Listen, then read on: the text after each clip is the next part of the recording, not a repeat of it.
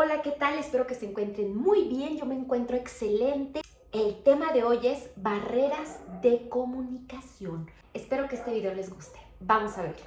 Seguramente a todos nos ha pasado que queremos decir algo, lo decimos y la otra persona no lo entiende. Ya sea en nuestro trabajo, en nuestra pareja, con nuestros amigos, en nuestra familia, en todas las interacciones cotidianas. A veces parece que hablamos otro idioma. ¿Por qué no nos entienden? ¿Qué pasa? Primero, ¿qué son las barreras de comunicación?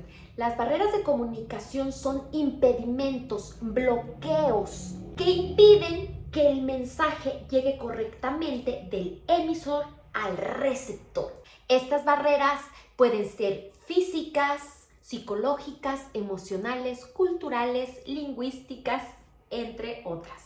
El primer tipo de barreras son las barreras físicas y son esas barreras que nos impiden físicamente, como su nombre lo dice, que el mensaje llegue. Por ejemplo, puede haber una máquina que está haciendo ruido, una podadora, estamos en un antro y hay demasiado ruido, lo cual nos impide escuchar al emisor si nosotros somos los receptores o viceversa. Por ejemplo, también existe todo lo tecnológico, entra en barreras físicas. Si nosotros se nos cae la computadora, si falla el Wi-Fi, si se nos cierra la aplicación que teníamos para hacer la videollamada, todo lo que tenga que ver con lo físico, a veces puede ser una barrera de comunicación y esta la verdad es que es muy salvable porque al final no tiene nada que ver con nuestra voluntad, simplemente es algo físico que si tenemos la voluntad de escucharnos y de comunicarnos, fácilmente la podemos salvar. Entre los ejemplos es que, por ejemplo, no se escucha una llamada, no sirve el internet, no escuchamos bien y necesitamos algún aparato para nuestros oídos. Lo que se recomienda es pues, que busques un lugar que no haya interferencias de la comunicación, que cheques bien que sirvan tus dispositivos móviles, que sirva el internet, que no estés en un lugar con demasiada interferencia de sonido, etc. Pero por lo demás, pues es una barrera humanamente fácil de derribar.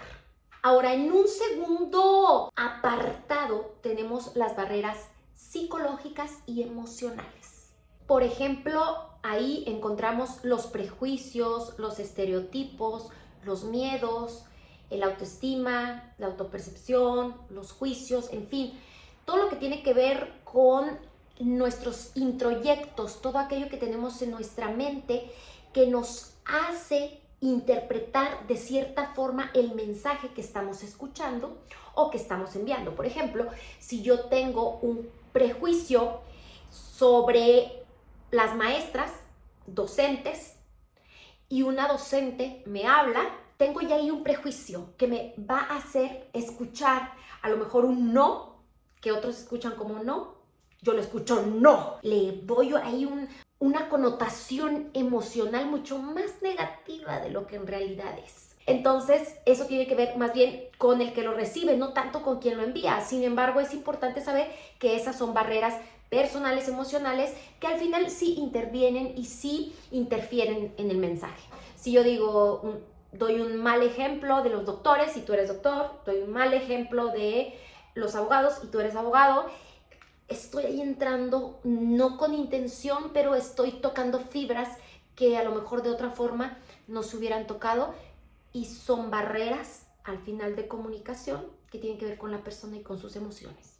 Otra barrera personal o emocional en la comunicación tiene que ver también con nuestra inteligencia emocional. Por ejemplo, si yo voy a pedir un aumento de sueldo a mi jefe, pero voy desbordada por mis emociones, voy desesperada, voy angustiada, me he sentido en el trabajo no valorada, etc. Entonces llego a pedir el aumento de sueldo así como...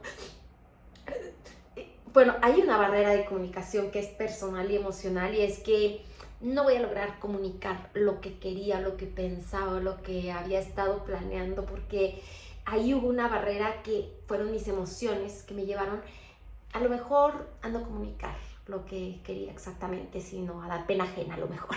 Para cuidar estas barreras emocionales, les recomiendo que conozcan al público al que le van a hablar lo más que puedan en la medida de lo posible, porque sé que a veces no es posible. Pero, por ejemplo, si vas a interactuar en un grupo de doctores, trata de no hacer chistes de doctores, vas a estar con minorías. Trata de no hacer chiste de alguna cuestión que tenga que ver con una minoría, con una subcultura, En general trata de no hacer chistes que sean ofensivos porque no sabes la otra persona cómo se pueda sentir. Trata de utilizar una comunicación asertiva, es decir, no quedarte con las cosas y no ofender al otro, sino decir la idea lo más fría que se pueda.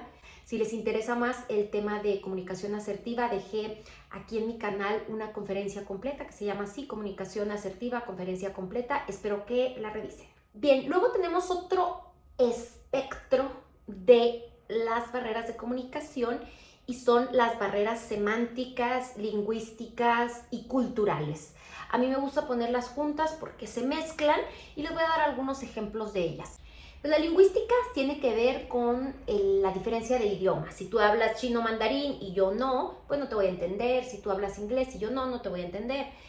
Entonces, bueno, pues esa la lingüística es clara, ¿no? Tiene que ver con la lengua como tal. También las barreras lingüísticas tienen que ver con la jerga específica o los tecnicismos. Si tienes tecnicismos porque eres médico, porque eres ingeniero mecatrónico, porque eres agrónomo y yo no te logro entender porque usas mucha jerga técnica, para lograr que no exista esta barrera, hay que ser lo más claro posible, como hacen los médicos, que no nos hablan de términos anatómicos o de patologías, sino que nos explican tal cual. Te duele el cuello, te duele la cabeza, la mano, la traes torcida, porque no te lo pueden decir en sus términos tan técnicos, porque no los escucharíamos, no les entenderíamos. Y ahí entrando también a lo cultural, a las barreras culturales, encontramos pues cada cultura entiende las cosas de una forma diferente. Por ejemplo, en España el término coger es tomar algo y si lo dices aquí en México, pues probablemente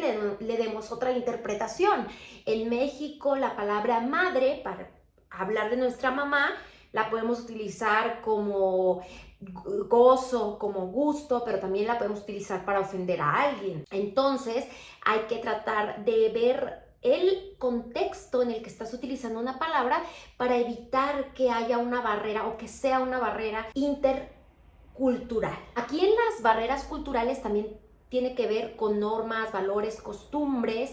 Por ejemplo, hay algunos países en los que se saluda de lejos, no tocas a la persona, pero hay otros países, sobre todo los latinos, que somos de apapacharnos, de darnos un beso, de abrazarnos, de apretarnos la mano. Entonces, conocer a tu interlocutor de preferencia es importante para no invadir su espacio personal. Cuando tú crees que estás saludando y a lo mejor el otro se siente acosado ya con tu saludo, entonces es importante conocer su contexto cultural. Las barreras de comunicación son comunes y si somos conscientes de ellas es más fácil que sea una bardita que brinquemos fácilmente y que nos sea más fácil comunicarnos con los demás.